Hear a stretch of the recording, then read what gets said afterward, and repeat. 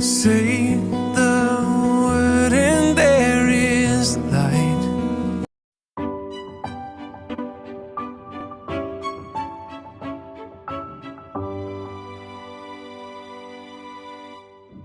I want to share with you the reality of God's sovereignty. I want us to look at the life of David. Why is this so important? Because the reality of life is we face trials, disappointments, sometimes prayers are not answered, and you feel discouraged. There are times when people will take advantage of you. So how do you deal with this kind of situations? One of the greatest theological truths that I like to share with you is the reality of God's sovereignty. What do we mean when we say God is sovereign? The Bible says the Lord does whatever He pleases. God is in absolute control. He does not need to explain to us His actions. He is free to do what He wants to do. The sovereignty of God is more than just His omnipotence. God, being a good God, will do things that is fair and just and good for us. So how do you apply this in your life?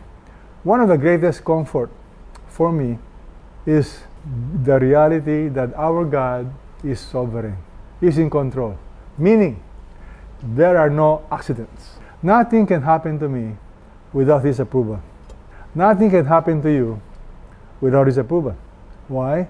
Because God is in absolute control over the affairs of men. Now, you may say, what about human mistakes? What about if people do bad things? Again, my answer is, God knows and God is in control. Your attitude should be, Lord, I'm going to trust you. I'm going to rest upon you. So the first example I want to share to encourage you about this amazing truth is the life of King David. How was he chosen? The Bible tells us God asked the prophet Samuel to go visit the family of Jesse, to appoint the future king. God told Samuel that one of Jesse's children will become the future king. And when he went to Bethlehem to see Jesse, he asked Jesse, present to me your sons, because one of them will become king. And of course, Jesse felt the most qualified to become king is my eldest son. His name was Eliab. And when Samuel saw Eliab, Samuel said, boy, this guy has the material of becoming the future king. So Samuel said, this is it. However, this is what God said. The Lord told Samuel, do not look at his appearance or at the height of his stature, because I have not chosen this man. God sees not as man sees. Man looks at the outward appearance, but the Lord looks at the heart. Samuel was shocked because he thought Eliab was the king. So Jesse presented the next son. His name was Abinadab. And the Lord told Samuel, not the second son. So what the father did, he presented 7 sons. And God told the prophet Samuel, not any one of the 7. And then this is what's amazing. God asked Jesse, do you have any more sons? And Jesse said, I have one more. He's in the field. He's shepherding. And Samuel said, we are not going to sit down until I see that boy.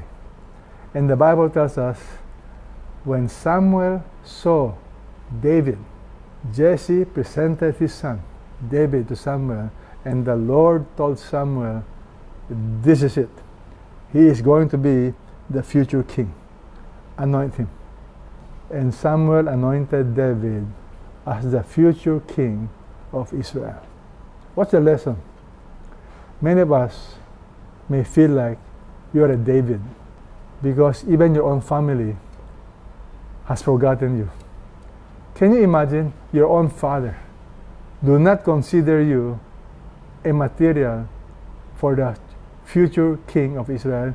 In other words, many times in your company, even your boss can bypass you. Even your own office mates can bypass you. They can forget you. But one thing I have learned, we have an amazing God who knows what he's doing. So men can forget you. Your family members can forget you. But God will never forget you. Because God is sovereign. In his right time, what he wants done in your life will happen. So you don't need to be fighting. You don't need to be angry at people. What you need to do is to learn to trust God, that he is sovereign, and you can rest upon him. I hope you are blessed today to realize God is in complete control, and he's a good God, and you can trust him.